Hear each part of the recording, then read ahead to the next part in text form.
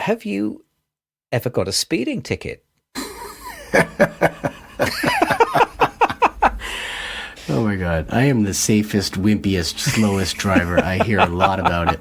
No, I think I had a tail light that was out one time, and then I had another tail light that was out another time. Those are the 2 times I've been pulled over.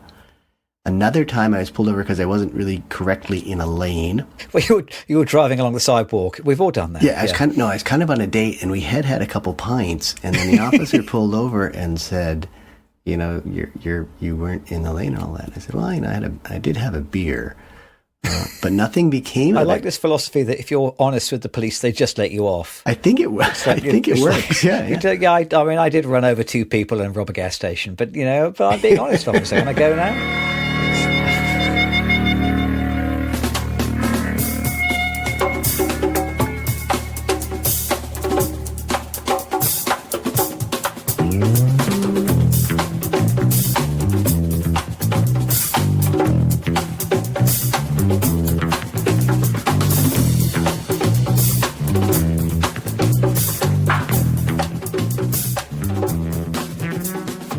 Welcome, everyone, to the Two Real Cinema Club. My name is Andres Lorente. And I am James Rosica.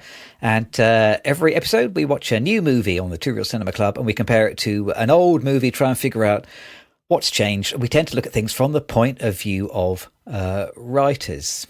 And this week, something which is an anathema to all writers, speed. Later on, we're talking about Bullitt, the 1968 classic, with probably the most famous driving sequence in all of cinema. Yeah. But first, we are going to talk about the new, highly branded, highly publicised Apple feature film F1. Although I'm not entirely sure what this film is. What this film is called. I have some theories about what the actual, real, proper name of the film is, but I'll stick with F1 for the minute. I was going to ask you, so a couple of people have talked to me about this, and they even reference it in the film F1. Have you seen Drive to Survive? No. So I'd never heard of this until this week, and it's a documentary on Netflix about Formula One, and I thought, okay, it's referenced in the new film this week, F1. I probably ought to quickly watch the documentary. I'll watch a little bit of it anyway. So what I did is I drew up the trailer on YouTube, and in the trailer, the absolute first thing that they say on the trailer for Drive to Survive is, these guys have an almost fighter pilot mentality. And I basically, you don't have to watch the whole trailer. I reckon somebody at Apple, with their pockets overflowing with cash, saw the first 20 seconds of the trailer for Drive to Survive and said, yep, okay, I'll commission that. I've got all the money. Let's do Top Gun Maverick on wheels. Yeah. What's your bank account details? I'll send the check over this afternoon. So the pitch for F1 the movie, Top Gun on wheels, is right there in the trailer for Drive to Survive, and that is what we got, I reckon. Yes. Well, same director too, and it is a lot of the same feel. Yeah, that is. I want to disentangle it from Maverick, but I suspect we're gonna make some comparisons. We should have just watched Maverick as the old movie and F1 as the new movie. Yes. Yeah, I have some comparisons, and they're not necessarily favorable. I have some theories anyway about that. Okay. Yeah. Good. I do notice that on IMDb now, I think last week when I was checking, it was just called F1, or certainly in the theaters and the postcards, but or posters. Here it says F1 the movie. So now they're starting to call it F1 the movie. Well, more confusingly than that, I've noticed that I think this may again be a recent change. In this country now, it's called F1 registered trademark, the movie. And it's quite obtrusive. That big R in a circle is absolutely everywhere. It's F1 registered trademark, the movie. Yeah. Although that said, this is my theory, that I think that's almost the real name of the movie. I think the real name of the movie is F1 registered trademark Rolex, Mercedes, AMG, Tommy Hilfiger, Pirelli, Expensify, Heineken, the movie. Because that is what I watched for 2.5 hours. I mean, I love the way that you called it a well-branded film, because that nails it. That hits it on the nail entirely. It is well-branded. Now, I think somewhere in between the branding, there is a tiny hint of a soupçon of the whiff of a story. Would you like to tell us the story, I use that word advisedly, of F1 registered trademark the movie. Yes. It's funny, though. As I reviewed my synopsis earlier, I realized I don't say anything, really, because I love the fact that there might not be a story here, because I worked really hard to find it, and I think I did, but it's written by Aaron Kruger, who did, he's got quite a resume. The Ring, Transformers, Ghost in the Shell, Scream, Reindeer Games, Dumbo. And Joseph Kosinski also worked on the screenplay. He is the director who, I think we've already mentioned, also directed Top Gun Maverick. Yeah. Perfectly well-cast film. Brad Pitt plays Sonny Hayes. Damson Idris is Joshua Pierce. I don't think I'd seen him in a film before, so that was... he was me either. Kelly Condon, friend of the pod from the Inertian film there a couple of years ago. Yes, friend of the Donkey Pod. Yeah, the Donkey Pod. There you go. She plays Kate McKenna, well cast. Javier Bardem as Ruben Cervantes, who is he's like on the board, the chairman of the team or something like that. You're going to have to help me. I don't understand F1 at all. No, me either. Though I do admire the bravery of someone who has a Spanish character in their film and decides to call him Cervantes. Yes. Because, yes. We need some kind of uncommon, unusual Spanish name. Oh, I know. This week we actually get to talk a little bit about two great composers. Hans Zimmer does the music, and it's so 21st century Hans Zimmer, which is just to say that it's 1980s electronic with a much wider sonic range than ever, I'd say. But it's like going back to 1984 and watching Miami Vice or whatever it was. I wrote in my notes, it's nice to see Hans Zimmer's score for Inception get another outing. I think I'm a proud owner of that score for Inception. Yeah. But I'm pretty sure I heard the same key changes and the same chord progressions in this week's film. Yeah, it does all it needs to do, I guess, but it's not super divergent from his previous work, I guess. But again, I love the fact that the music in these two films is both by like amazing composers, well-known composers, but totally different.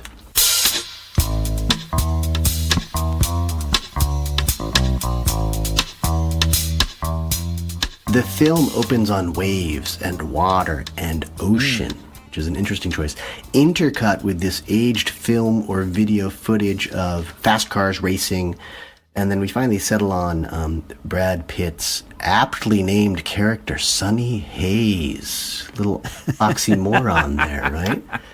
He's mysterious. He's some way oxymoronic, perhaps. He's a veteran, kind of on the verge of being a has-been race car driver.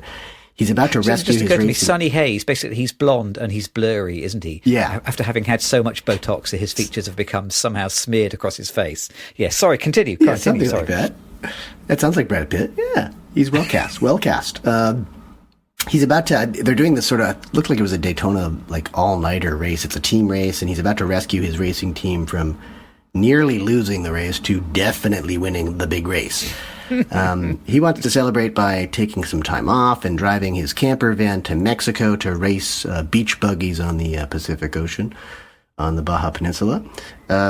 However, when Ruben Cervantes, that is Javier Bardem's character, in the handsome form of the aforementioned Javier Bardem, calls on his old racing frenemy, Sonny Hayes, and he begs him to save his Formula One team and Cervantes himself from dissolution and bankruptcy, and Sonny will have some serious personal, financial, and life questions, existential questions to ask himself, such as, how many times can I crash the team's vehicles before I get sacked? Am I supposed to mentor or destroy the young superstar lead driver Joshua? Why do I want to Google and recklessly give money to Expendify all of a sudden? Will anyone understand my renegade manner and unconventional practices? Do I want to win the big race, or do I just want people to wonder about me and my mystery? Oh, and I think the big question in the film is, will I get along with the young gun or battle and challenge him? And will we change in ways inspired by the other guy, who is so different from me, but is someone from whom I can learn a great deal while pursuing my life dreams and successes and all of that, and ditto for him too, the other guy, the Joshua. It's one of those films where they kind of get some tips from one another. They're at odds through the whole film, but they end up respecting each other, and they've sort of become a little bit of the other guy. Just kind of standard fare. That's all I've got for a synopsis, because I think we can go deeper into things as we discuss the film as two. I think you've been pretty generous regarding character journeys there. Well done. I was trying to figure out how I would describe the sensation of watching this film to someone who hasn't seen it before, and I was imagining imagine that you've got your ticket to go and see the film, and you've got your big bucket of popcorn, and you've got your drink, and you sit down, and they're good seats, and you get comfortable, and the credits start, and then the film opens up, and just as the film starts, you feel this thing on your shoulder, right? And you look over, and it's Brad Pitt's penis. And he's sitting behind you, he's just plopped it on your shoulder, and you think, oh, don't do that, Brad. But then for the whole of the rest of the film, he's just sort of prodding you with his penis, and he's poking it in your ear, and then he rests it on your head for some of the film, and then he keeps poking it in your eye, and you keep turning around, he's saying, look, Brad, come on, just put it away, I don't want that. And yet, strangely, I came away feeling like I had been poked in the face by Brad Pitt's penis for 2.5 hours. Apart from the sections where his co-star is also poking me in the face with his penis as well. There's a lot of knob poking in this film, isn't it? It does feel like I've watched two very macho, manly type man-style men in their extremely phallic cars, driving them in and out of tunnels for 2.5 hours. It's a very knob wavy film, isn't it? So I didn't see it in IMAX. Apparently you did. And so Brad Pitt's penis wasn't as ever present in my enjoyment of the film. And I apologize to our TRCC listeners, because this is never going to make it on YouTube. So I think James just assured us of that at the outset. Yep. Let the censorship come down. I think that world and this film it's just very masculine. It's the one caveat is that there are a couple of strong female characters in the film that I thought were pretty good. That balanced it out a little bit, but this is a man's world, this racing, and a lot of boisterousness and bravado and braggadocios and all of that. So I have a disclosure at the start. I hate cars. I hate how they've changed the world, and everything from climate change to rural planning, city planning. I think they have a significant place, obviously, in well-planned human transportation networks, but they are overused. I hate incessant advertising and promotion, which just seems to be a fact of life, part of the DNA of F1 culture. It just feels like a lot of this film is just it's an advertisement for a sport. I mean, it's called F1. We'll go into titles. Has anyone ever done a podcast on bad movie titles? Because that would be good. F1 is. God damn, if they haven't, they really should. We should get on that. You're just like pushing a pile of money right into people who don't need it. I don't think drivers are athletes. I don't believe that car racing is a sport. It looks like it's like this self-serving promotion machine. It just goes around in circles of selling more and more advertising and going bigger and bigger on your races. And the last thing the world needs, the idea of like paying money to sit and watch a race, which is a serious health hazard when you think of the impending deafness and the emphysema or lung cancer, doesn't appeal to me. I would love engineers and entrepreneurs to work on, resources and energy other than cars and that don't employ fossil fuels. I haven't Googled it yet, but I wonder how much gas these things use. It's hard to get a fix on it. Either they're super fuel efficient or they're just guzzlers, but they have to, those pit stops are a couple seconds. They've got to get gas in there. I was appalled by the waste of money and the materials going into this, all the human labor and time and energy wasted for what I consider pretty base entertainment. But then I thought about it. On closer examination, I could say all of that about the film industry as well. And I kind of liked this film quite a bit. Oh, you have surprised me. I mean, there is so much product placement in this film. This is surely one of those films that makes a profit before it ever hits the screens. Yes. There is so much advertising on screen. There's so much product placement. The word Rolex is now imprinted on my retinas, having stared at it continually for 2.5 hours. There's so much product placement that it's not product placement. It's actually advertising, right? And there's so much of it that it almost doesn't work because you're just inundated with one brand after another. I mean, you might be the wrong person to ask, but do Americans watch Formula One? Is it a thing over there? I think so. I don't watch any car racing. I think it's pretty big, but I don't know how many F1 races there are. We see one in Las Vegas in the film. When I lived in Montreal, there was one on there are a couple islands in the river, the St. Lawrence River. And I lived downtown, and I could hear it, and I could smell it, and I just hated it from the moment it started. And so every weekend, or every summer, there's at least one weekend where they're practicing. I guess they're driving around to test it out, then they're racing. It's awful. It's unbearable. I don't think there are too many F1 races in the States. I think they're more into the Indianapolis 500. Yeah, so Indy 500. Yeah, that kind of the Indy races and Daytona races and stuff like that. So I think that's more popular, but I think it's obviously pretty big business on the world stage. I know that because when I was in England, I remember a lot of people were really into F1 and. Yeah. It's a really big. It is a really big thing, and the film does come across, as you say, like an advert, not only for the merchandise that it is advertising, but for the sport as a whole. It feels like a great long promotional opportunity. We have kind of promised that we would talk about the writing of the film, and there has been a bit of writing that goes into this film, albeit not a huge amount, I would say. This film really reminded me of Indiana Jones and the Dial of Destiny, insofar as it kind of, there's like a sort of a plot point loop. They just kind of repeat the same plot point again and again and again. Yeah. I feel like every 10 or 15 minutes they go to a new country. Brad Pitt goes for a run. Yep. They have a race. Brad Pitt either crashes his car, or he cheats, or he crashes into the something at the side of the road, or he crashes into a different vehicle so that they can get some kind of advantage. Everyone tells Brad Pitt how annoyed they are with him. Mm-hmm. He gives a big smile with boyish charm. Mm-hmm. Joshua's mum says how attractive he is, and then we go to a new country and we do the whole thing all over again. And it feels like there's a little 15-minute cycle of story which just gets stamped out in every different country, as if the main point of the story is to remind you Formula One happens at all these different venues. Here's another one. Here's another one. Here's another one. But the story itself is caught in a kind of loop. I mean, I was asking myself, what's the theme of this film? What do you think the theme is? What's it about, really? What's it about apart from promoting F1? Buy your tickets now. Nothing. I think you found the theme.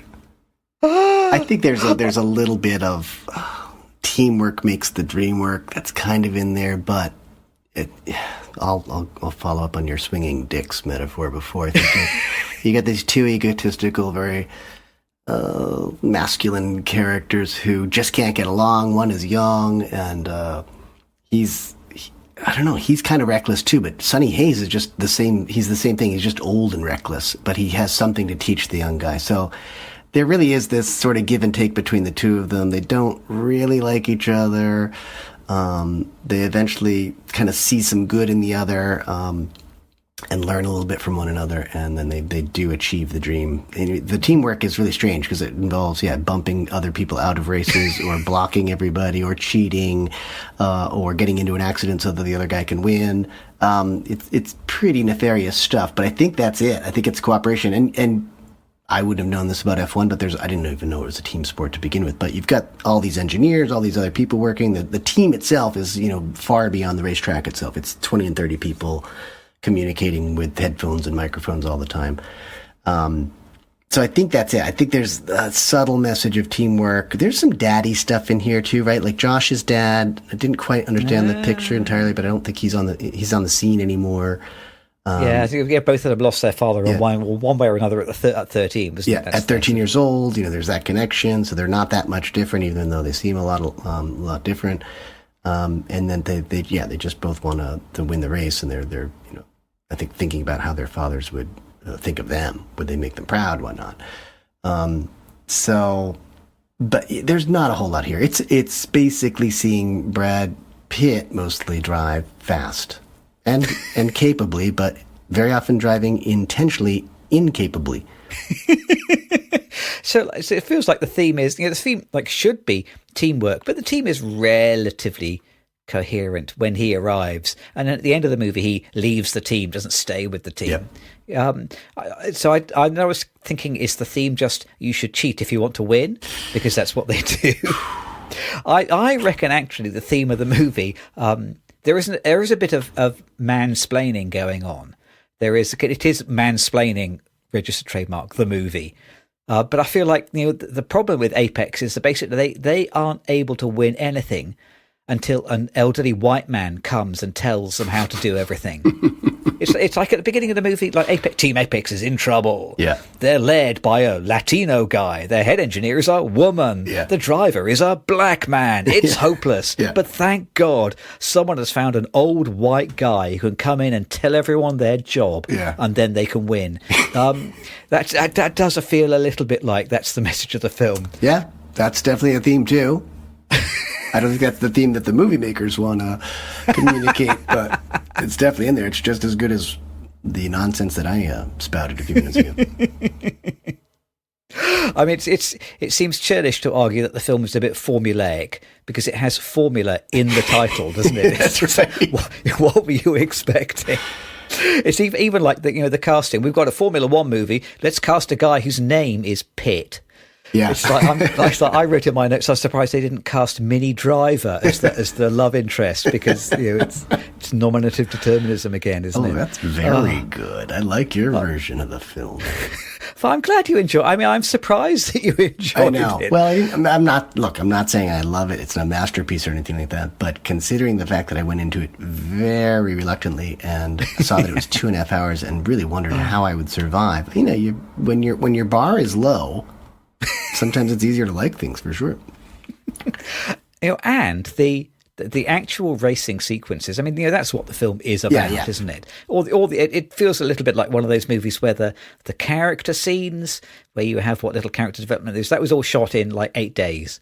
Yeah, at the very end of the shoot. Probably, and they spent 3.5 months filming the racing, and the racing is the thing they're really interested in. I've seen some interesting behind the scenes videos. They made a whole bunch of like little miniaturized Sony cameras that could pan and move, but they were mounted on top of the cars, and supposedly Brad Pitt really is driving at 200 miles an hour, and that really is a camera that pans around and follows the car that he's overtaking. Yeah, it's there's a tremendous amount of fascinating engineering and technical effort that's gone into making this film. And I think a lot of the driving genuinely is quite electrifying. There are some exciting moments, and I think there are some fairly transformational moments, just a few times. Shall we ring the spoiler bell? Oh God, we didn't do that. It's because the blast of the tires roaring across the track and the honking horns. They should honk horns if they want to pass. That's what would make a difference. Yes, if it were safe. that would turn F1 into Super Mario Kart or something, wouldn't it? Let's ring the spoiler bell, and then is it possible to spoil this movie? They drive. I mean, that's the story. We'll ring the bell anyway. Here it is. The bell there, rung by a man waving a black and white checkered flag. That's it. You got to do that flag. That part I recognized. So the now we've made so many jokes about the spoiler bell. I can't remember what I was going to say that actually spoils the movie. But you were talking about a few moments of that's it. Yes, some transformation, some transcendental moments. So there is a moment where Joshua makes a bit of an error. I think Brad Pitt tells him, don't accelerate yet, wait till you've gone around the corner. Yeah. And yet, despite being an extremely experienced driver, he just puts his foot down and then skids off. Convenient. And, there is a silent moment when his car then is catapulted off the track, and it looks pretty serious. And the screening that I went to, which was relatively full, everyone was absolutely silent in that moment. Oh, yeah. It was a very atmospheric, skillfully created little moment. There are a few moments like that where it goes very quiet, and they have some proper control of the material. So I'm not saying that it's incompetent filmmaking. There's a lot of impressive material. It's just a bit short on character. And I was that moment when he has the accident. Bam! Exact midpoint of the film. Couldn't be louder or clearer. Yep. But as a result, you don't have enough quiet moments. Just lots of noisy driving. This is a director's film. This is not a writer's film by any means. So it's just all about getting those scenes so that they're believable, so that they're adrenaline filled and impressive. So it's probably is a very complicated film to shoot, and I have a lot of respect for that. But in terms of any scene where you've got two people really engaging in emotional conversations or anything approaching that is pretty weak. Yeah. Pretty weak. But that's not why people are going to see that film. So there were a couple times where there was a dialogue scene that just kind of went on too long, and you thought, well, why are you... This is not the strength of your film. You got to make these moments pretty compact and get to the next race, which they do. And I'll say too often, as you said before, this is a one race. They're just repeating the same sort of plot points again and again because it's just one race. Something happens, there's an accident, or they don't win. Or one race where the two drivers are going to get in a fight because they didn't work well together. But there's that moment where after that accident, Sonny kind of becomes the first driver, and people love it. There's this story here of this kind of older driver who hasn't had the big career. He comes and saves the day, and they start winning races. You already mentioned the opening images. It's like it's waves crashing, isn't it? And intermittent bursts of old video footage. Yeah. Now, I was trying to figure out, are they announcing that this film is somehow about sort of irresistible forces or about, something to do with nature or things crashing over you? It's a different kind of crashing, or it's submitting to physics and gravity. Is that sort of what it's about? I'm not entirely sure that it really pays off that promise. The closing image of the film is Brad Pitt riding buggies over the dunes I'm not sure where it is that he goes. Where is it? Is it somewhere in Mexico? I think it's the Baja Peninsula, so it's Mexico, okay. Yep. Just straight south of California. It's a different kind of racing. I think that's important to mention, and I think they tell the guys, he's clipped this thing out of a newspaper. Oh, drivers wanted, doesn't seem too believable to me, but drivers wanted come to Mexico and race or drag race dune buggies on the beach. He really wants to do this. He goes there and he says, I'm Sonny Hayes, and I couldn't tell whether the Mexican drivers knew who Sonny Hayes was. Presumably this happens right after he's won F1. So if they're F1 fans, they would know Sonny Hayes. They don't seem to really notice him, and he's kind of the only gringo down there in that scene. So, but that seems to be his dream. So the beginning is his nightmare dream, right? Because he wants to be on the ocean. He wants that peace, I guess. But interspersed is this footage of his accident. We should mention that he had a serious accident 30 years prior, something like that. So he's in his early 20s or mid 20s. He's up and coming, has a horrific accident, much like Josh's accident, which Josh blames on Sonny. Right. And Josh's mommy blames on Sonny too. She comes and gives him a piece of her mind. And we see eventually this scar on his spine or something like that. Looks like he was in the hospital for a while. Yeah. So he's got this trauma, and maybe that's why he doesn't want to be, a big name in racing. He just wants to play by his own rules. So his goal is, get to that beach at the end, maybe have a Corona beer after racing and winning that race, and then just chilling out. So I think that's it. I mean, that's the connection between the opening scene and the last scene. I don't think there's necessarily a whole lot of... I think you're going too deep with your interpretation. I don't think he just doesn't exhibit very much character growth, does he? I think. No. I think it's a guy dream about having a holiday, and at the end of the movie, he has a holiday. Yes, it's a holiday. Yeah. Growth. I think and that does play into theme. Which I think this is very ironic, given how wealthy and money-laden and advertising-laden F1 racing is. But at 2 points in the film, we hear someone say, "What is it about?" And he says, "It's not about the money." And so he says that to a waitress when Cervantes is trying to get him back on the team. He's refusing the call, considering the call. That happens in a diner early, and he says it's not about the money. And then it comes back at the end, when the guys are saying we don't pay much or something like that, and he says it's not about the money. And then they say, "What is it about?" And it kind of ends on that, I believe. I don't remember if there's even I think so. a line of dialogue after that. And then the next scene, the credits are going to start rolling, and he's just flying on the beach in his buggy in Mexico. And the flying, there's another connection there too. So we've got oceans, we've obviously got the race car driving. There's this flying theme, which I'll really spoil it. At the end of the film, Josh, I think intentionally, I don't know, he takes Lewis Hamilton out of the climax, the last race of the season, and then Sonny can just sort of drive very freely to win the F1 race. So they've sort of had this teamwork again. And you sort of realize, well, what did Josh learn from Sonny? He learned how to cheat, right? And then that cheating leads them to win the race. It's a big race, and the driving, the filming of the driving and Brad Pitt driving changes totally for that last, I don't know, 20 or 30 seconds, because he really is just kind of coasting and flying, and he's just finally made peace, I think, with this driving. And it's filmed very differently, and it looks and feels really different. You're not, there's no tension whatsoever in the driving. He's going to win the race. It's going to be easy, and he's just going to enjoy it. So he's reached his end. Having said that, I will say one problem with this film for me is I never felt in danger in this film. I found that the racing is exciting, yes, but I knew the story beats were coming. I was never wrong-footed by the writing or the acting. I felt really safe in this film. And of course Brad Pitt's going to win some stuff, and of course they're going to be at odds. I mean, everything was very predictable, so I felt too safe in this film. I've never felt threatened. I was never really nervous. I mean, the accidents were, they happened. You're right, there was a silent moment when Josh crashes, but you knew it was going to happen because you've seen Brad Pitt crash 3 different times already. There's a lot of crashing, so you sort of become desensitized to that. And I just felt safe, both, as a viewer looking for tension, I felt safe, but also just as a writer knowing, I know everything that's going to happen. I have a pretty good feeling of this film. I'm safe. I'm in safe hands. And I don't think I was supposed to feel that way. I think I was supposed to be glued to the driving sequences and really nervous all the time.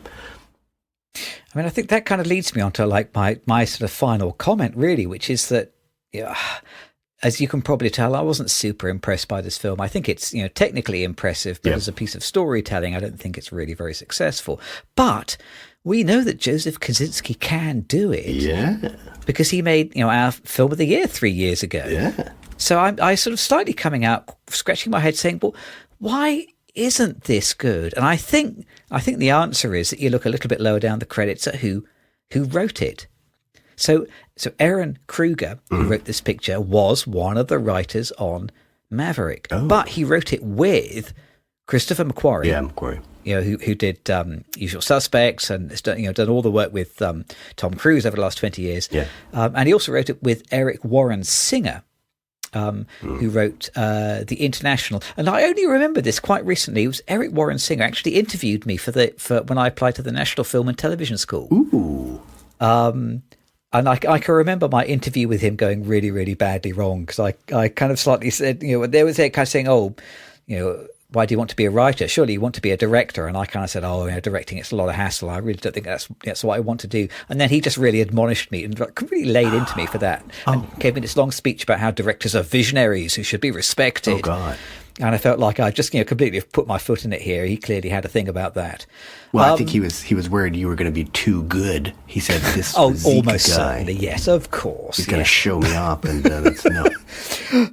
But I'm not even cross with his gatekeeping activities because Maverick was good, but it was written by a bunch of people who clearly knew how to make it feel like it wasn't obvious what was going to happen, how there was some genuine danger and some genuine uncertainty. Yeah. Whereas, I think that's an excellent summary, that you feel too safe in this film. Yeah. It doesn't really feel like the stakes are all that important, really. What's the worst thing that's going to happen is, they will smash up a car, and then maybe one of them will get a hand injury. And I'm not laughing off hand injuries. I mean, hand injuries are terrible, but it's not. It's not quite the stakes that you need in a $200 million film. Yeah.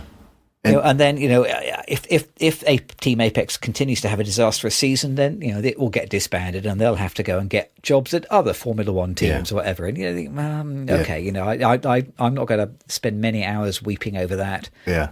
It doesn't feel like there's an awful lot at stake here.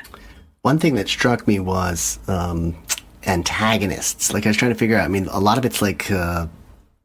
they are their own antagonists. You've got the antagonism within the team and all that, but that's not, you just know as a viewer that's not going to last for very long. It's all going to be resolved. So the outside antagonist is really this one somewhat rogue board member who reports them for some cheating in their design of their car. And he's a really weak protagonist. And otherwise, it's a pretty easy go for them. They kind of climb up the ranks. And also, you don't have other drivers. You don't really see them interacting with the opposing drivers at all. Yeah. There's one moment where I think someone's sort of staring down and walking towards Sonny when he's crashed into them or something afterwards. But there's really you don't see Lewis Hamilton on screen barely. I mean, I guess I could recognize him, and I think I saw him at one point taking off his helmet or something. But you don't see other drivers. There's no one talking about their other drivers. There's no rumor about them, being pissed off or that pissed off really. And there's tons of exposition which comes through PA announcers and broadcasters and all mediums, Instagram. And, I thought, this is clunky, but I need it. I understand the racing so little that exposition did help me, but it was constant, right? There was just running commentary coming from, the stadium announcer and then someone on TV and then... I thought it was incredibly intrusive. It was like they're kind of explaining everything as it happens in like the crassest way possible. I felt like the commentator was going to say, and now Team Apex are moving into the lead by driving their car faster than the other drivers. Their wheels are literally turning around, moving their vehicles down a flat piece of tarmac that people in the business call the track. It's like all the way explaining like the simplest, most obvious things. There is a way to communicate what's happening in the story without having a bloke explain it, over the PA. I mean, that's what cinema is.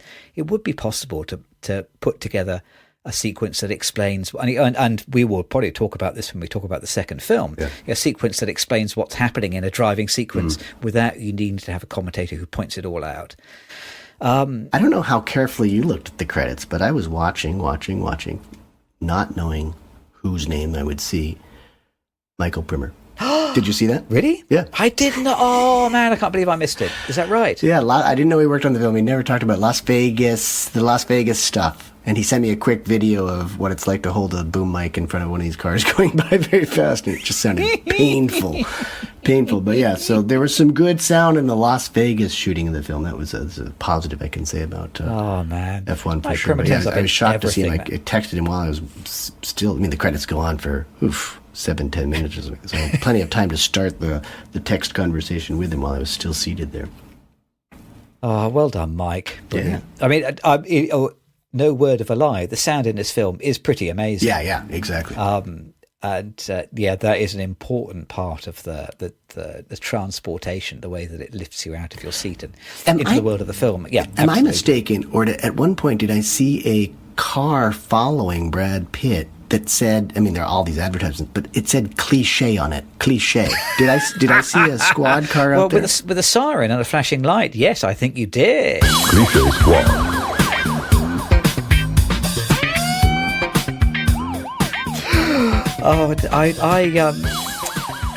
There are so many cliches in this film. I'm not really entirely sure where to start. So I only wrote down, a small number of them. I did write down this cliche, which I feel like I've seen this quite a lot. There is one sex scene in the film.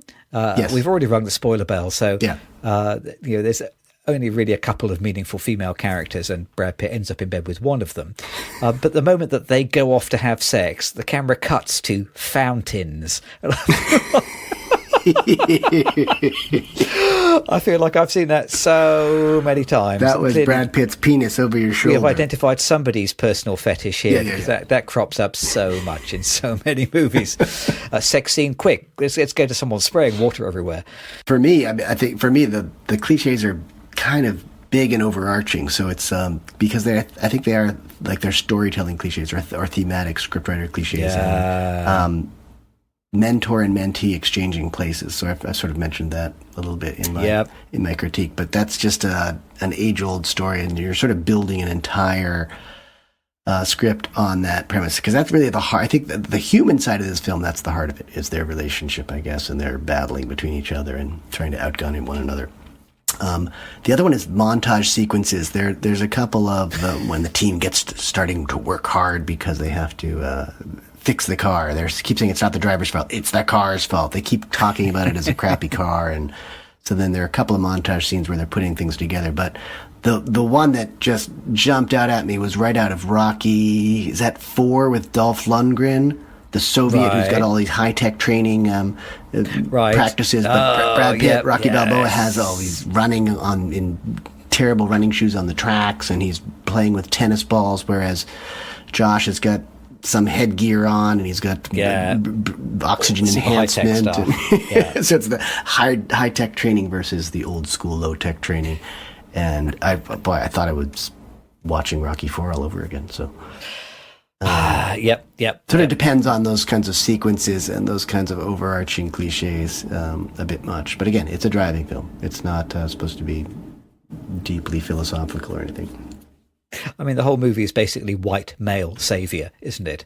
It's yes. Yeah, I mean, I like the fact that leaning into that cliche. Joshua's mother's kind of strong. She comes in and challenges Sonny when seemingly no one else will do it face to face. They'll do it over the radio and microphones and all that. And then Kate Condon's character is Kelly Condon is named. Is she Kate? I think she's a Kate. I was getting confused. Yeah. Her character's named Kate. I think our leads in both films are basically Kates or Kathys, and she's a pioneer in the sense that she's the first female engineer of an F1 team or something like that. And in reality, I don't know if we've even had that yet in F1 because I don't follow F1. Yeah. But again, she's a pretty strong character. So at least the two major women who are in the film are stronger than we're used to, I guess. But you're right. It's what you call it, a dick swinging film or something like that? Yeah, that is a good description. Yeah, that's just what it is. Okay, well, maybe we should put our dicks away, or at least wipe them off a little bit, for goodness sake. Have a break, and then let's come back and talk about another. It's a bit of a testosterone fest again, isn't it? But it's back to 1968. We're going to talk about Peter Yates's Bullitt.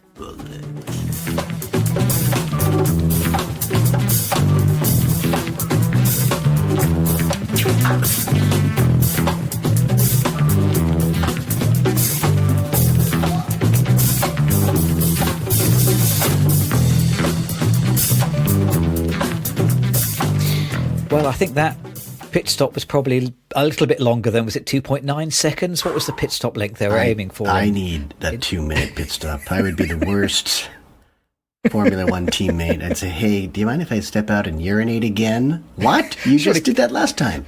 Queue up and buy a sandwich, surely. So we are going to go back 50, or quick maths failure, 57 years to 1968. Yeah. We have watched Bullitt. Which I guess, am I right? It has the most famous car chase in history. Well, French Connection also is a pretty well-known one, but this is very famous just because it's streets of San Francisco, and tough place to have a car chase. Yes, tough on your suspension.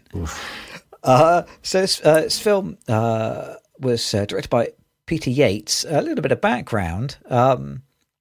So Peter Yates got the gig thanks to an earlier film he had made in the UK called Robbery, because there is a car chase in that film which Steve McQueen had seen and liked so much that he wanted to get Peter Yates to come and make Bullitt. And you can watch the car chase from Robbery on YouTube. It's just like a little 3 or 4 minute clip. And it's still a very exciting little chase today. It is one of those chases where two cars drive through London and seem to pass an awful lot of very well-known landmarks, one after the other. And I'm pretty sure London doesn't quite fit together like that. But it's an exciting little bit of footage. It's good fun. Yeah. And, London in the 1960s, the roads pretty much empty. So, a car chase like that today, you'd stop at the first red light and you get caught. There are lots of car racing films that we could have chosen to pair with F1. Why did we choose this one? Do you have any other questions for me, Counselor? You have to tell me. You chose it. And there are even more, probably more relevant ones in some ways. But this I was looking through the list, so we could have watched Le Mans. Yeah. Which was, I think, also written by, is it Harry Kleiner, I think, or Alan Trussman, one of the writers on Bullitt. Oh, okay. We could have watched Senna. There was Rush, which is the James Hunt movie. I mean, even Death Race 2000. So there is no shortage of car racing movies.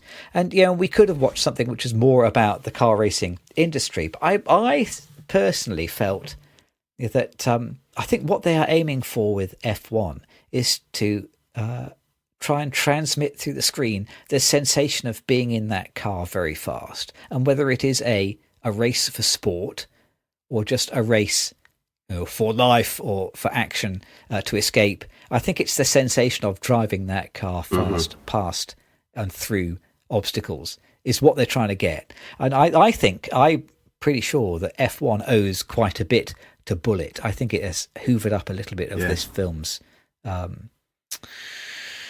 don't want to say DNA because that's a terrible cliche, but a little bit of its genome. Ooh. So yeah, that's very different, the genome thing. That's genome sequencing is different. Yeah, completely different.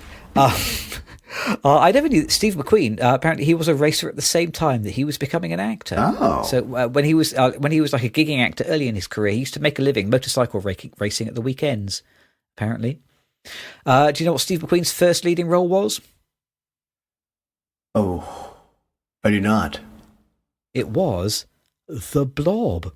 The Blob. Have you seen that? No. The Blob, which is like a really schlocky science fiction film about this blob that eats people. I mean, it's incredibly schlocky. I remember seeing it on television as a boy, and I was so terrified by it that I had to leave the room halfway through. My older brother had to explain the story to me later on because I found it so terrifying, this notion of being eaten by this giant alien blob. And after that, he did a lot of TV. Wanted Dead or Alive, I never saw that. And then Yul Brynner apparently was furious with him in The Magnificent Seven because he stole a lot of scenes from him. Yeah. He finally got top billing up in The Great Escape. That's right. In 1963, becoming a household name. You were talking about lung cancer earlier on. Steve McQueen died from mesothelioma. Yeah. So presumably from cleaning up asbestos in the Marines. Which is, there's a great connection for me because Robert Vaughn, who's also in this film, later days, he did these advertisements for people who needed to sue various companies because their loved ones had died of mesothelioma. So that's, Man from U.N.C.L.E., yes, absolutely. But he also did a lot of advertisements locally for this ambulance chaser lawyer and his firm. So that's how I remember Robert Vaughn. What can you do? It's a gig. Guy's got to pay the rent. And to his credit, he was old by that point. I mean, he looked great. Still looks like he's 45 years old. Nice, shiny, jet black hair. But this was post-film career for sure. This film, written by Alan Trustman, who wrote The Thomas Crown Affair. I don't know if you've seen that. Also with Steve McQueen. Also written by Harry Kleiner, who wrote The Fantastic Voyage. Have you seen that? No.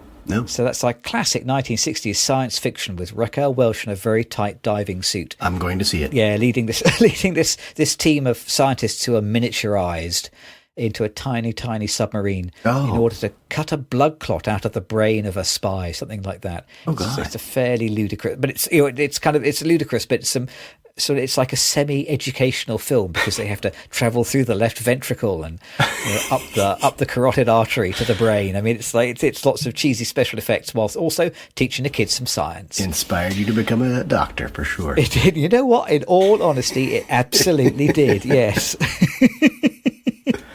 Shall I tell you the story of 1968's Bullitt? Yes, but don't forget to mention the music's by Lalo Schifrin. Oh my God, yes. He just died last week in his 90s. What timing. Yeah. The music is incredible in this film. Great, and he was known for these big, bold brass and jazz soundtracks. So Did he also do Dirty Harry that we watched a few weeks ago? I believe so, yes. Yeah. I feel like I should be buying those soundtracks on vinyl. Yeah. Because that's where they deserve to live. Okay, tell me a story, because I'm not sure I understood a few parts of this film. So. Yeah, good question. We'll go into that.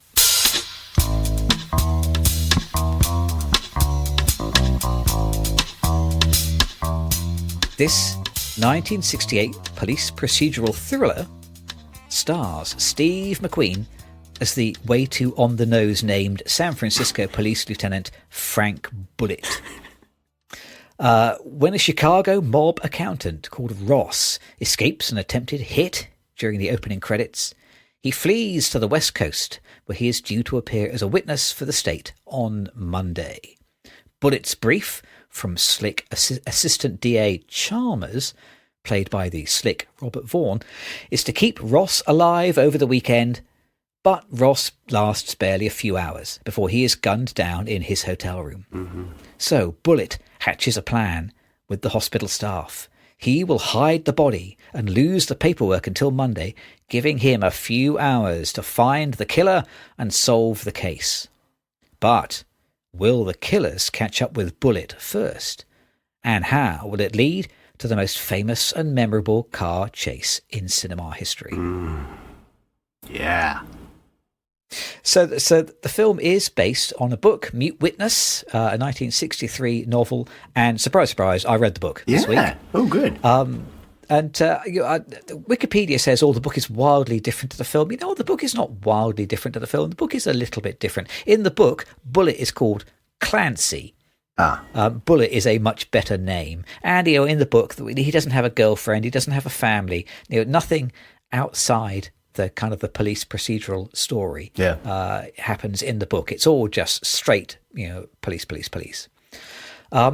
But the main shape of the story is broadly the same. In the book, you don't get the opening sequence of Ross, who's called Rossi in the book, having this attempted hit. The book basically opens with Clancy, Bullitt, being told, you've got to guard Rossi. He's a mafia hoodlum who's turned state's evidence. The book happens in New York rather than San Francisco. But it kind of goes through more or less the same beats that, they look after him in a hotel room, then he gets shot, and then they take him to a hospital. There is one really bizarre extra story beat in the book, which doesn't happen in the film, though. And I'm not surprised that they cut it out, which is in the book, after Rossi is murdered, they take him to the hospital. And then in the hospital, without anybody noticing, somebody steals into the room and stabs the still kind of just clinging on to life witness with a knife, leaves the knife poking out of his chest. Ooh. And so Clancy is scratching his head. How did someone get into the room when we were guarding it all the time? And the plot point is that it turns out that he was already dead, and he was stabbed by the doctor who was supposed to be looking after him. Yeah. Because the doctor was frightened about being told off by his superior for losing a patient. So the doctor wanted to fake a murder, so it looked like it wasn't his fault that this guy had died. I mean, completely ridiculous. Yes. Very, very annoying little plot point. And then when Clancy discovers this, he tells the doctor, well, you probably shouldn't really have done that. Anyway, let's find the killers. And he forgets about it completely. It's completely stupid. But apart from that, the book is very similar to the film, actually, fairly similar. Had you seen it before? I don't think so. No, I mean, I'd seen clips of the car chase that seemed familiar to me, but not. Yeah, I don't think certainly not the whole thing, and certainly not in one sitting. But I don't. Yeah, so I did not remember it all. That's it. So now it's a 57-year-old film. Oh my god! Yeah, it took me a while to get to it, huh? Apparently it's fairly groundbreaking insofar as it was one of the first films that was, very, very interested in the procedure of investigation. So, like the film really likes to linger on the details of things like going through the luggage, looking for clues. Yeah. It's like a really long scene of going through luggage. Or there's this like nascent version of the fax machine. Yes. Which they are waiting for a photograph to arrive on, and the camera really lingers on this fax machine and explores every cranny of it. Yeah, but just the notion of crime scene reconstruction. The hotel room where the shooting happens then kind of turns into a crime scene where they put little bits of string to the bullet holes. We see this on TV all the time. Yeah. It's a staple of CSI. Yep. But in 1968, this was not really something that you saw. So it was a new idea. It's interesting, though, because so little of that seemed to be coming from Bullitt himself. Like I think the thing that surprised me was, number one, how little Steve McQueen really says or really actively does in this film, and how kind of like incurious he is as an investigator. It's going to be all about the drive and a couple of those action scenes. But I couldn't even imagine him as a cop, honestly. He was so aloof. And, I think there's this setup where they get this job. They're supposed to guard Ross for 40 hours or something like that. Yeah. And, he takes the third shift, I think. So he's going to let the other guys do most of the work. And then he goes out to dinner with Jacqueline Bisset. And I'd go out to dinner with Jacqueline Bisset if I had the chance to also. But it seems like it's not his priority. Then they go home, I think, and they have a romantic moment at home. And he's not doing his job. And he's requesting phone calls to the restaurant where he is, or He'll take a phone call at the house, but he's not really that involved. Very aloof. It's weird, isn't it? It feels like he's aloof as an actor, and he's definitely aloof as a character.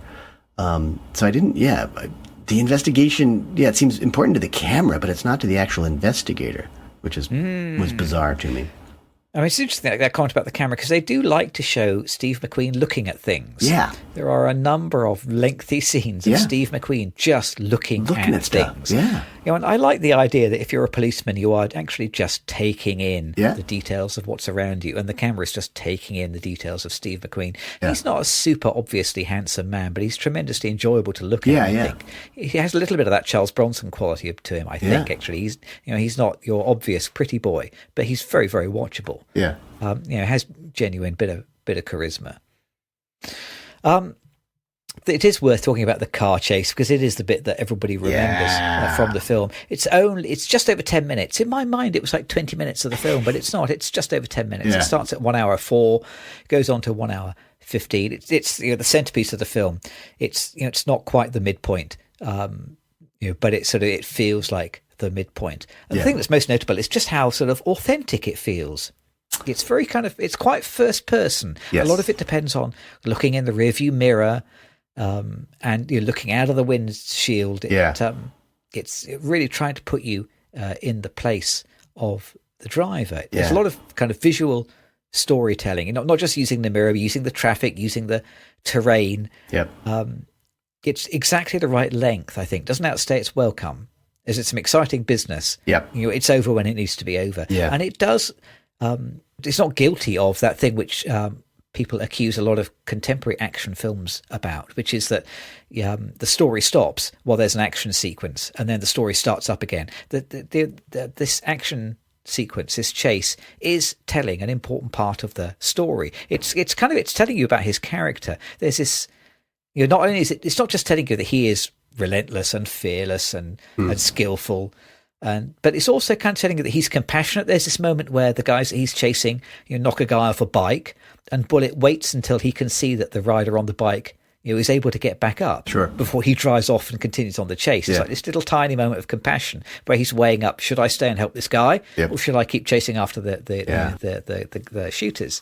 It's it's a very skillfully written little bit of action. I think you used the word intimate, which is definitely true. It's much more so than F1, because you see the other driver scheming and also driving, which you don't see in F1.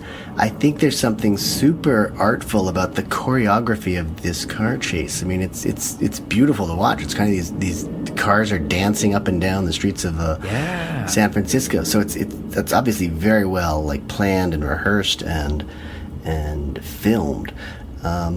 The funny, I'm going to talk about antagonists again, because for me in this film, again, the antagonists are kind of weird, because this car scene is between Steve McQueen, and the bad guy killers are this oddly nerdy, nearsighted scientist kind of type who's driving. And then this old school gray-haired park bench trench coat pedophile is in the passengers, and he's the one who's been shooting. So they're not these little really frightening antagonists at all, but it kind of makes them more scary because they're just so normal looking.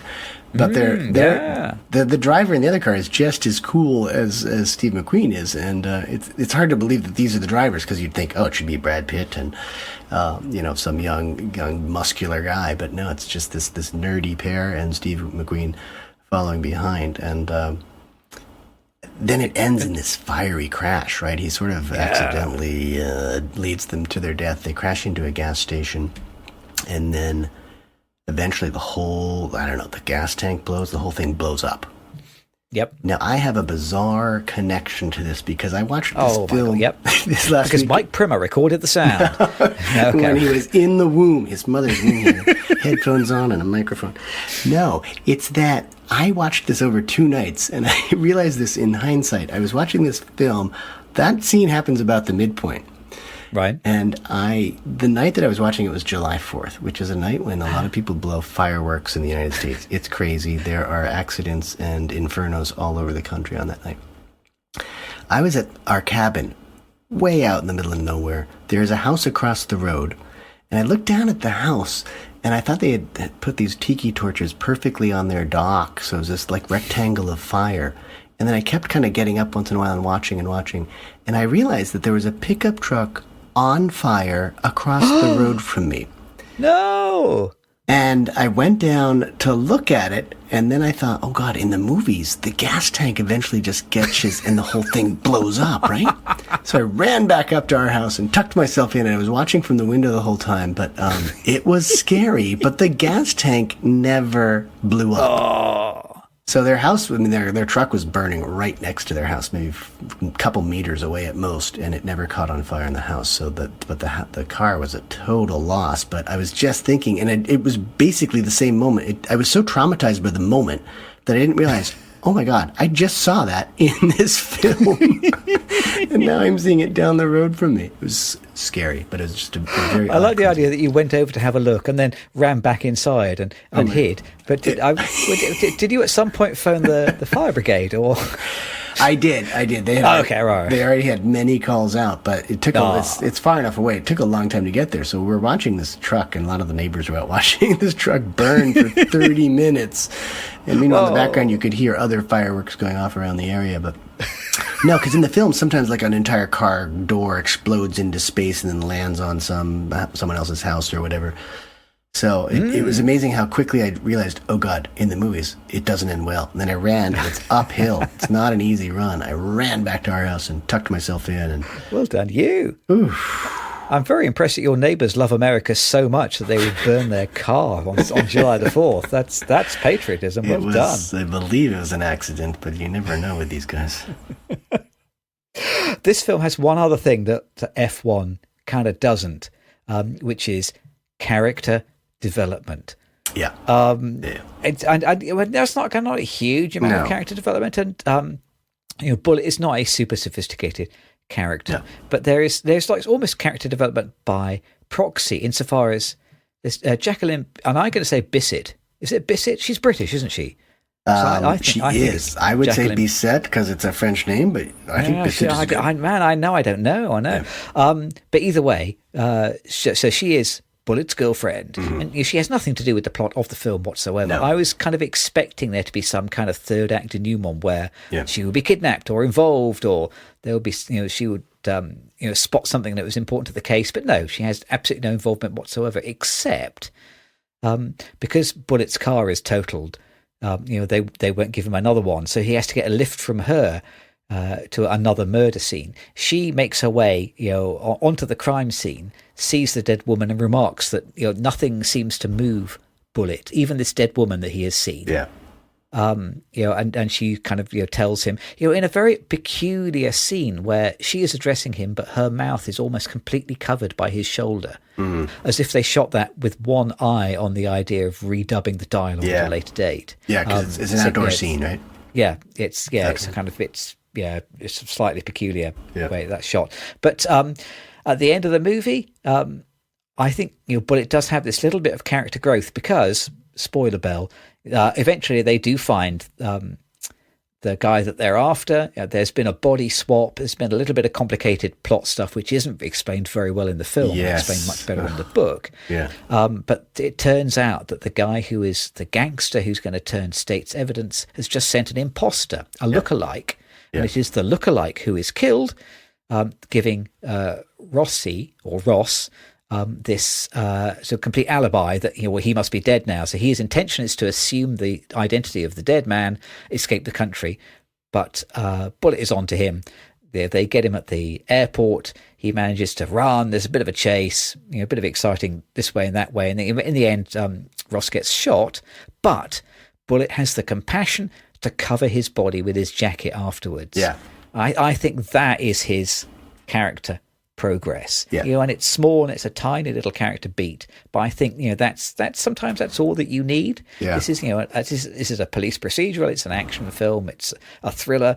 It doesn't need to be very heavy on the character moments, but I think there is enough that it counts as a properly well written character. Yes, and I think he's doing it. Respect for the Ross, the informant, but also I think respect for the people who are, there are shots, cutaways to these people horrified by what they've seen in the airport. Someone's been gunned down. So also I think out of respect for other people who don't see that very often. He's desensitized to it. And I think that's what that debate with Jacqueline Bisset is like. How can you do this?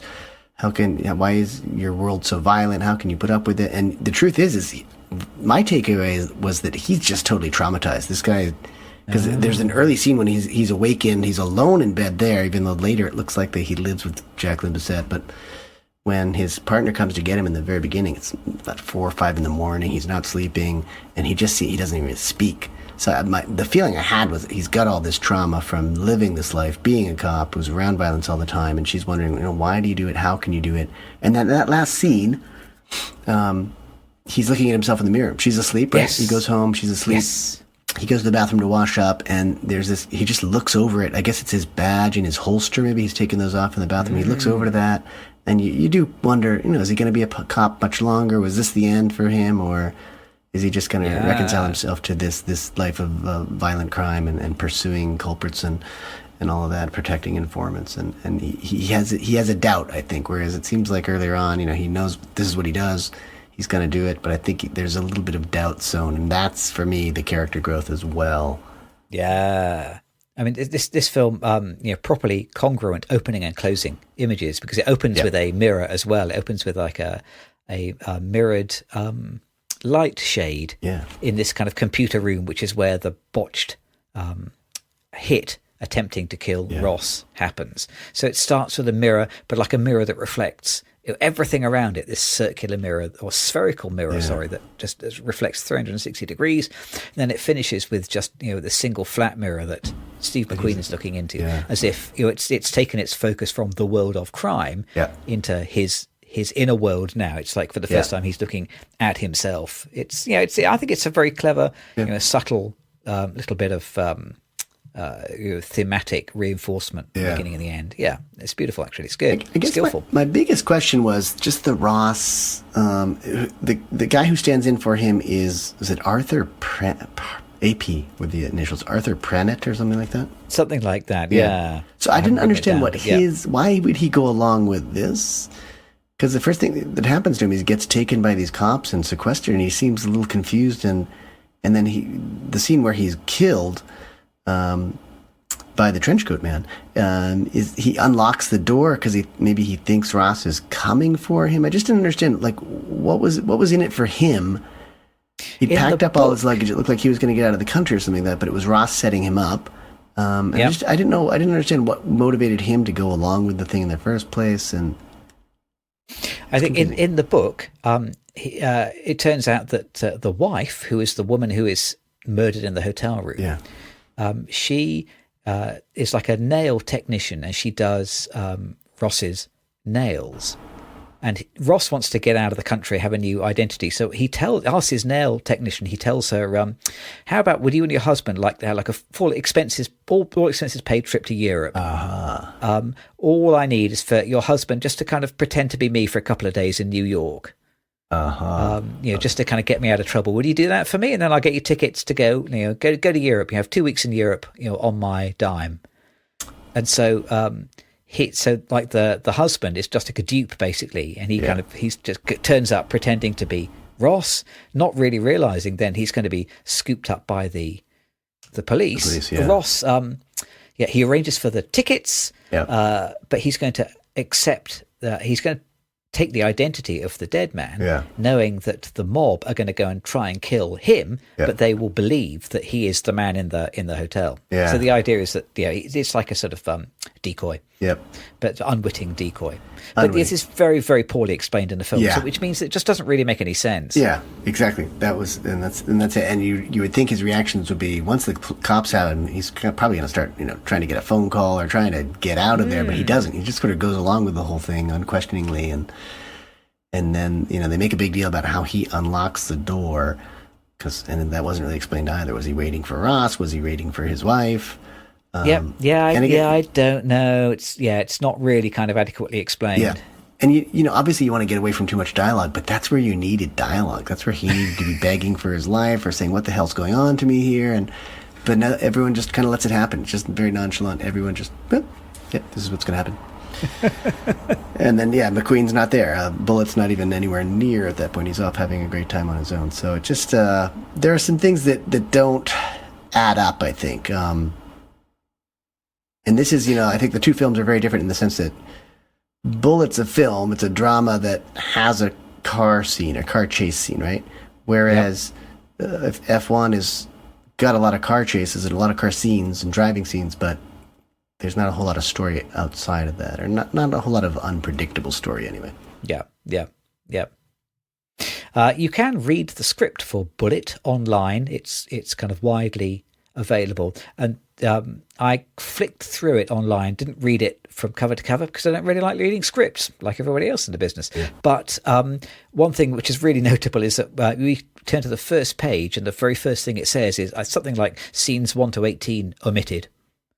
So I suspect that there's probably quite a lot of material which they just decided not to include. Wow. And some of that material would probably have explained these missing story beats. Yeah. Wow. So they didn't quite have everything that they needed to tell the full story. But it still works, I think. Yeah. Oh, yeah. It's at least still, it's exciting. Yeah. I mean, this is a film where the lead character is a cop called Frank Bullitt. Yes. So it's maybe it's a mistake to expect too much. Yeah, exactly. Yeah. Too much subtlety. I was in the margin of my notes here. I was trying to write down what should the other characters be called. It should be here's a detective shooter. What's your first name, shooter? It's Gun, Detective Gun Shooter, and my deputy Sergeant Magnum Barrel. I mean, that's it feels like that level of. It's like this is like George Lucas levels of calling people names. Yeah. But good fun. A number of enjoyable action sequences. Yeah. So not just the chase, and a great jazz score. What's not to like? Exactly. Yeah. Very, very 60s, early 70s kind of film with the music. Yeah. The big actor. Yep. I think there's some great shots too. I think visually this is it's a more interesting film. I don't want to synthesize too much, but I think it's an interesting film because it does do a lot of storytelling without dialogue. And it's a lot of just playing over whatever Steve McQueen is doing with his face, really. And it's it's never super interesting, but that's the way they're doing it. It is. You'd be going to a theater to watch Steve McQueen look at stuff and watch stuff. Yep. Which we like to look at Steve McQueen looking at stuff. We can complain about that, but that's the art of filmmaking. That's it. It is. I'll just mention this one last thing, which is I loved this so much I laughed out loud when it happened. Early on in the chase sequence, you get a single shot of the driver of the bad guy's car putting on his seatbelt. Yes, yeah. And that's such a lovely little sort of prelude, isn't it? It's like we are explaining to you, the audience, what's about to happen. Yeah, it's teasing it out. It's just beautiful. It's lovely. Really nice. Love the way it lingers on that. I did write that one down too. Click in for safety. We will synthesize, but before then, I am going to force you, as always, to climb in my car, drive at 90 miles an hour to a cliff top, and play Who Am I? Who am I? Brad Pitt, me. I am Brad Pitt because I want to be Brad Pitt this week. And otherwise I can't be. It just can't be true because I'm a really slow and cautious driver. I mentioned that earlier. I'm not in stellar physical condition. I have no cool tattoos or significant scars or war injuries. I don't know anything about cars, but I just want to be Brad Pitt for a week. And I do like, on the other side, his unconventional thinking. It's not all physical stuff. It's also his thinking, that outside of the box, renegade kind of thing. And I also want a small camper van, not unlike Brad Pitt's in this film. Yeah, that's good camper van. Yeah. It seems to have an awful lot of space inside that camper van because he seems to be able to do an entire exercise routine in there before climbing out. I don't know how he fits all that stuff. At one point, I thought the tub that he keeps climbing into, I thought that was in the van too. He's got this cool tub. It's a van or a TARDIS. Well, you are Brad Pitt. I hesitate to agree, but I'm going to claim that I am Brad Pitt this week as well. Because why you pay your money, go and see a film. Why not become a Brad Pitt? He's not full of character development in this film, but there is a speech which I suspect Michael Primmer recorded, actually, shot in Las Vegas. Oh. So Brad Pitt, he's just had sex with Kerry Condon. They're out on the balcony. Yeah. are clearly in a shot intended to promote Las Vegas as a tourist spot. Yes. And he has, there is a speech there, and the speech is, obviously meant to be the emotional heart of the film. And I remember at the time thinking that the speech was a bit pat and a bit insecure. But he says two things in that speech which kind of really touched me a bit, actually, insofar as he says, he talks about how, I can really identify with this, how, there was a point when his career was going so well, and he says that he was going to be next. Yep. And then it was all taken away. And, and I can kind of sympathize with that. And I look back and before the pandemic, like in 2019 or something like that, I had some, projects and, made a feature film that got made, and made a TV series that got made, and I'd signed a contract for, quite a large amount of money, and it was all going great. And I was thinking, yes, I'm going to be next. And then, it too kind of faded away. And, and I realized a few years later that it was, it was probably never going to be. And there was a certain degree of bull amongst all of that. But that feeling of, yes, it's happening, and then that feeling of realizing, no, it's not, that kind of touched me. And then after that, he says like a second thing in this kind of slightly mawkish speech, which also kind of really touched me, which is where he says, after it all fades away, he realized that what he really loved was the driving, and it didn't matter who was watching. That was the fun part. And I think that's kind of how I sort of feel about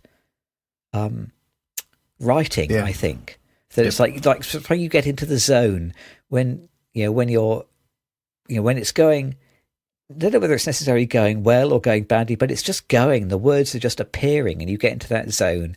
And like he just talks about it, like he's that moment he's flying. In that moment I'm flying. So he says something like that. And I think that's what it's like being a writer as well. It's like, I've sort of come to realize as the years have gone by that, I'm probably not going to become a millionaire off this game, but the bit that I enjoy actually is just typing words. And when that goes well, that's a reward in itself, whether or not somebody else reads them. And I'm lucky I've got a job, so I don't have to type for food. So I recognize I'm a very lucky person. I'm very lucky. You are Brad Pitt for all the right reasons, and I'm Brad Pitt for all the wrong reasons. You've got depth. I've got superficiality. It's just yeah. But to get the whole Brad Pitt, you need both. Thank you for being Brad Pitt. Thank you for being all of the Brad Pitt that I couldn't be. Well, let's. I'm gonna cry now. So let's play the synthesis music. Let's see if we can draw these two slightly strange films together. Is it the synthesis music that makes you cry? I think it's because I've just run my wheelie chair over my toe here. So.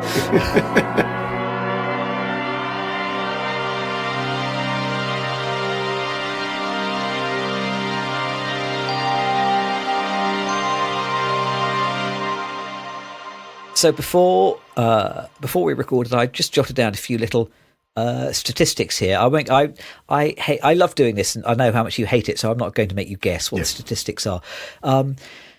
Traffic fatalities. I was writing down in the US in 1968 there were 52,000 traffic fatalities. Wow. In 2024, do you think were there fewer or more traffic fatalities than 1968? Fewer. I think we're at 35 to 40,000 a year. Oh my God. Yes. 39,000. Yeah. Well done. How did you know that? That's the kind of detail I follow. Yeah. Oh man. I take my hat off to you. Yeah. Yes. So traffic fatalities down, but not down by a huge amount. Not a huge amount, but the population of the country is way larger. I think we were probably under 200 and I think the number of miles driven is way higher as well. Yeah. So I think fatalities per mile of journey is way down. Yeah. And those are, that's a lot of that's dependent on safety features that. And I think people are initially reluctant to do things like clipping your safety belt or slowing down, sometimes obeying speed limits, looking out for pedestrians. I mean, I think there's been more awareness about how you can be a safer driver. And we have safe driving classes now. So I just wish in other areas we were so proactive, you know. It's like people do make concessions and changes to their lifestyles when it comes to driving, but if an epidemic comes along, oh no, I'm not doing that. I'm not getting a vaccine. That's crazy. That's not going to help me, or wear a mask or anything. Yeah. Interestingly, though the overall trend is down, motor vehicle deaths have been going up since the 2010s. Oh no. I don't know whether this is because of poorer visibility in the kinds of cars that we drive these days. Oh yeah, that's possible. Yeah. So there are still problems to solve. Yeah. But happily, there were some road deaths in tonight's films, but not in F1. No road deaths in tonight's new film, at least. 2 films about the sensation of driving. We talked about some of the behind the scenes footage and all the effort they put into making F1 registered trademark. Yeah. And I came away from that feeling that I'm not entirely sure what the point of the F1 movie is. Yeah. If you have a PlayStation 5. Yes, exactly. Because I think that point of view sensation of driving a track, car around a track at speed, it's very effective in the film, but it's probably even more effective if you're playing it on a video game and making the choices yourself. I wonder whether the days of film being about unique point of view experiences are kind of over. Yeah, film should stop chasing that goal because it doesn't do it as well as a video game. Yeah. I agree, because, we're watching the film, but we're not driving the car, whereas you can get that experience of actually driving the car now through virtual reality and such. So, Yep, that did occur to me, for sure. And for me, I really think of, they're both about driving, obviously, because the Bullitt scene is so important to the whole film, and it's so famous. Yep. But I think I felt unsafe during Bullitt in a way that I did not feel unsafe during F1, and I think that made a big difference for me. Like that scene was frightening. It was beautiful, and I think there's this sinister underbelly to that scene because, Bullitt's not going to die, but you don't know what's going to happen to those nerdy bad guys. And I did feel unsafe in that film, which I did. Yeah, I just didn't have the same feeling in F1. So that was a big difference for me. And again, as I said before, it's a film that just has a great driving scene in it, whereas F1 depends entirely on driving. And as you said, that experience might not be as novel now, or certainly not in 5 years as it was in the past. So, for me, names were really interesting to me. The 2 character names are kind of on the nose, and the Frank Bullitt and the Sonny Hayes. It's giving you a lot of information. I think these are 2 films they're badly named as films as well. I don't like the titles for either film. Like Bullitt. Yep, you're right. There's some shooting, sure, but it's not like he's Dirty Harry or he's recklessly going into places and shooting. He's not really it doesn't define his character, does it? Yeah, and then F1 is just an advertisement more than anything else. But I also realized, wasn't there a film a couple of years ago that I did not see? Was it Ford versus Ferrari or something like that? Yes. Yeah, that's the name. I mean, this is just basically pandering to the corporate types at the automotive companies, or the F1 race owners, I guess, because it is. I think F1 at one point was owned by a few people, right? Yep. It's probably a larger board and a full-on corporation now, but so I think they're just badly named, the films and the characters. But the thing that really strikes me is just the power of casting. Both of these films need a big presence and a big name, and Steve McQueen basically is Brad Pitt, and then Brad Pitt eventually is sort of Steve McQueen. So I think they both fill the jobs capably. It's not like there's a big ask for the actors in either film, but they just have the presence to act in the film and the presence to open a film and sell tickets, and I think that's a power that really, as much as I probably dislike it, it definitely holds a lot of sway in the industry, and it can really make or break a film. Yeah, it really does. The other week we were talking about how I reckon you should put 60% of your effort into the title for your movie, and you should put the other 60% of your effort into getting some cast members that are right for the roles, because casting is more than half of the battle. Absolutely. It's fascinating to watch Bullitt just after F1 registered trademark the movie, because I can see how much that Brad Pitt is trying to channel Steve McQueen. the hair, Yeah. the body language, the driving, all of it. He's really trying to be Steve McQueen. Yeah. And broadly maybe succeeding. There is a little bit of Steve McQueen in his performance. Yeah. I think it works. But the big advantage that Steve McQueen has in Bullitt is that his script has characters in it. Yeah. Whereas kind of Formula One sort of doesn't quite. Yeah. Well, So they're not sophisticated characters in Bullitt, but they are proper characters. And, Yes. And Formula One, F1, it could have done with some slightly more mature, layered character work in my game. Yeah, you just never see the other teams really, and they go out of their way to give cameos to, I guess, famous drivers who you see on screen, but you don't know who they are necessarily if you're not a fan, or the owners of other teams, right? Someone named Toto at the end has an interaction with Josh Pierce in that film. There's a television panel scene where I guess one of the heads of the Apex team is on screen with a couple other people who are clearly not actors. They're just people associated with F1. I mean, it's definitely promotional material for Formula One car racing. And, that's an interesting bargain. You're sacrificing the possibility of having some other interesting actors or really getting a proper antagonist and putting us in an opposition car once in a while. You're trading that out for advertising for the corporation. So it's broadly a 2.5 hour corporate promotional movie. Yeah. But corporate promotional movie that has made $293 million at the time of recording. Paid off. Yeah, for sure. Well, there's money in those cars, apparently. Yeah. We have just got enough time then to talk about what else has been playing at this theatre.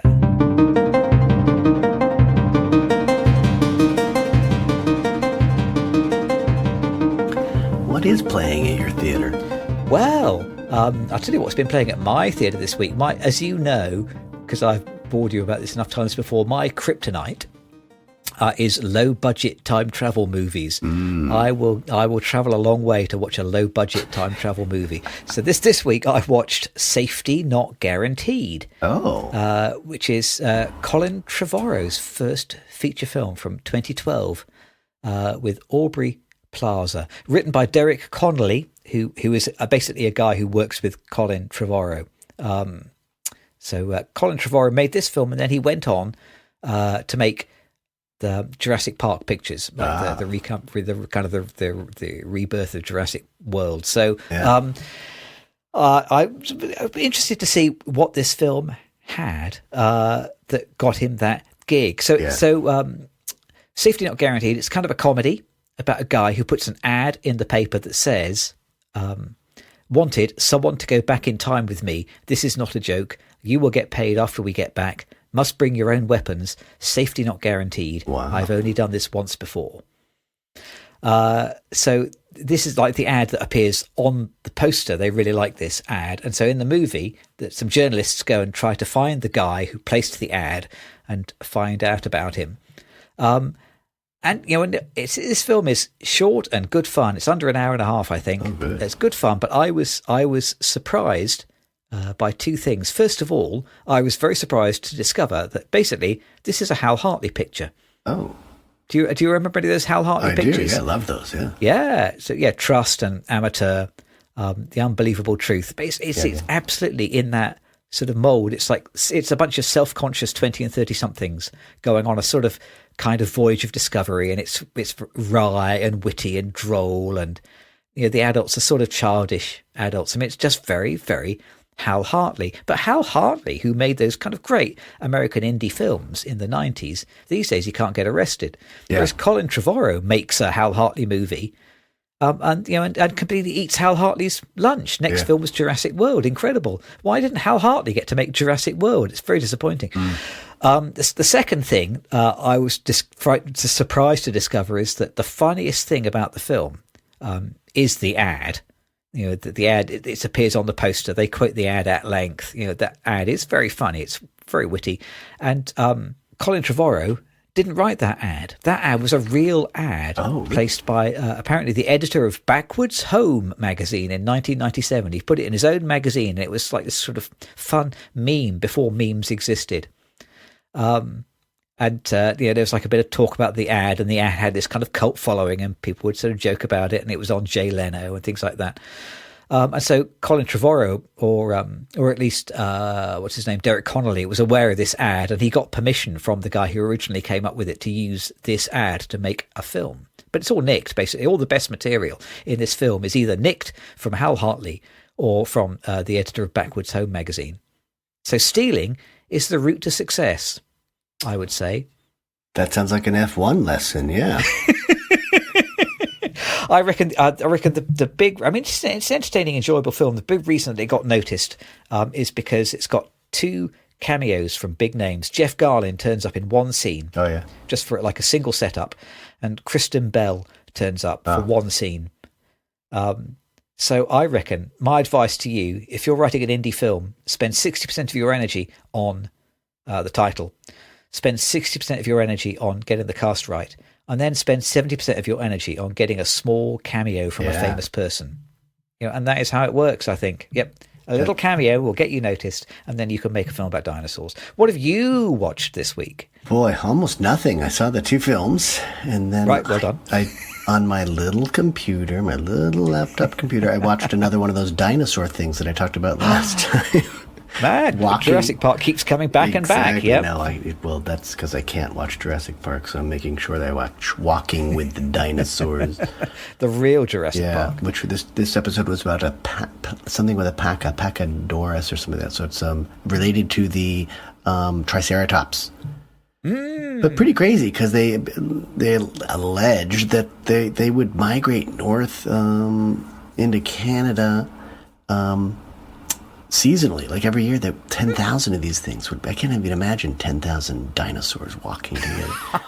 But again, there's a lot of reading into it that I don't like. They tell it through the eyes or the horns. I don't know, of this little pachysaurus,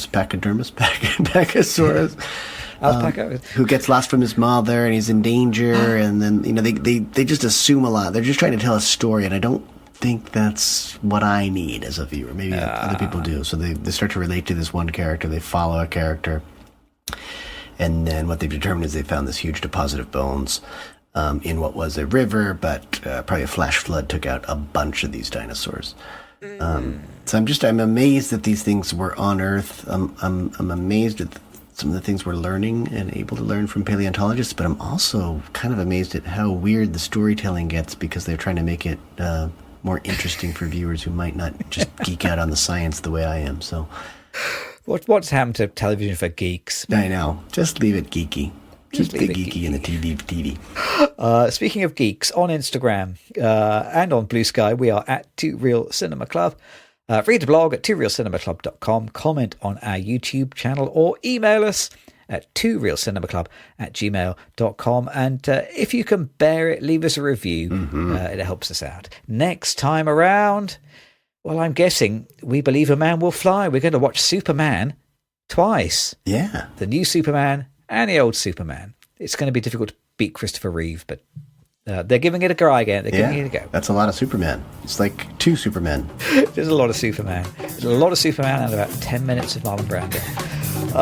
We will be back next week at the Popcorn Counter discussing this, all that, and then back with our capes and wearing our underwear outside of our tights in 2 weeks' time. Please join us there. Thanks as always, and see you next time.